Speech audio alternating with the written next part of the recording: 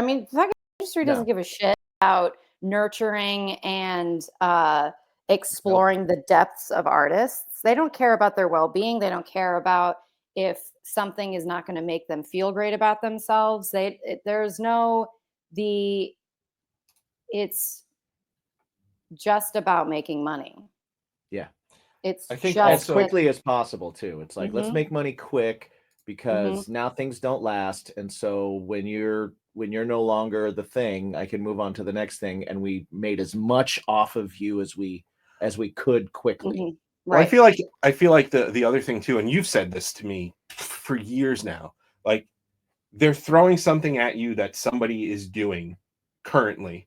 Right. Which means it's 3 years done. too late. It's too late. Yeah. Oh, yeah. I mean, that was, part of the problem with, my previous relationship with a label was that, I'm writing and recording Created from Filth and Dust. And at the same time, I'm being told you should sound like Billie Eilish and you should write her type of music. And I'm thinking, by the time, let's say I was like, okay, fuck it. Let's just throw away Anarchy, throw away King, throw it away. And I'll start writing songs like this, which is like, don't get me wrong. I love pop music. They're like, Billie is fucking incredible. She's awesome at it. Yeah. Amazing. But that's who she is as an genuine artist. Yeah. It's very genuine. And so, imagine I throw out, 2.5 years of writing and recording, and I start to make a Billie Eilish record. By the time that's finished, mixed, mastered, packaged, photos, videos, the whole deal. How long is that? Yeah. Right. It sounds like an old Billie Eilish record. Right. Because Billie's onto something new and it's changed that part of the game again. Exactly. It's or about somebody else did. Yeah. Right. It's, for me as an artist, I've always been driven by how much can I push myself outside of what I've already done? How can I evolve? How can I not, stay true to who I am as an artist and a songwriter and all of that, but like how can I, develop it? How can it grow? How can it be that, but also be more? And so, yeah, I mean, the idea of copying somebody else is like, well, I don't want to fucking do this then.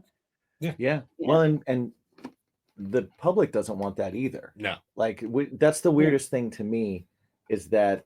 Well, they can see through bullshit. Well, yeah. And that's the quickest thing to tank a musician is for someone to realize that they're fake.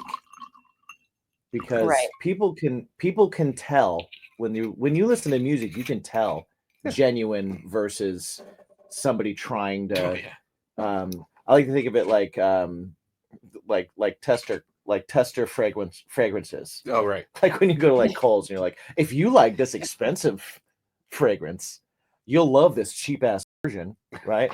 And it's like labels are like, yeah, we want the people that want the cheap ass version, and it's like, yeah, but why do you want that? Because those people are also gravitating towards things that are genuine, and sure, they might pick this up too if they like a song or they like a beat, or maybe you can throw it on something as like a soundtrack, but they're not going to stick with it. And don't you want things that are going to stick, like longevity? If you're putting money into me, don't you want other people to want to stick with me?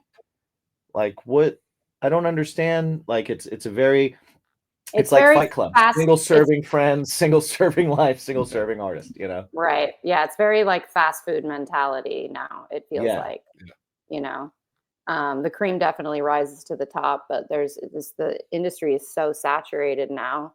And that's, largely due to the fact that we have the internet and more people can get their music out there and all of that, which is great. But, on the mainstream, big conglomerate, large record label side, it's like, they're just trying to, it's quantity over quality. churn it out. See Yeah, what, it's like see what sticks. back in like Yeah. the late 90s, it was like there was a shift between like labels signing people that somebody saw and really liked and really believed in and brought to the table, and instead like with the advent of like the back in the 360 deal days and all that kind of Mhm. stuff, it was like who's already selling 10,000 Yeah. downloads, who's already got these numbers, who's already got this, that we can say, oh well, we can bring you to 100,000 Right. and then ship you out, but you did all the work and we don't need to do anything. So they Yeah. get rid of the people that are like the old A&R rep Mhm. that would be like your kind of champion. Right. That would be like, I love this band. I want this band to be successful. I'm going to get a job at a label so that I can do that. Yeah. Yeah. Right? You don't really have that anymore, unfortunately. No, you don't. And I did, I was fortunate enough to, come in at a time where that still existed. My first A&R was Alison Hagendorf.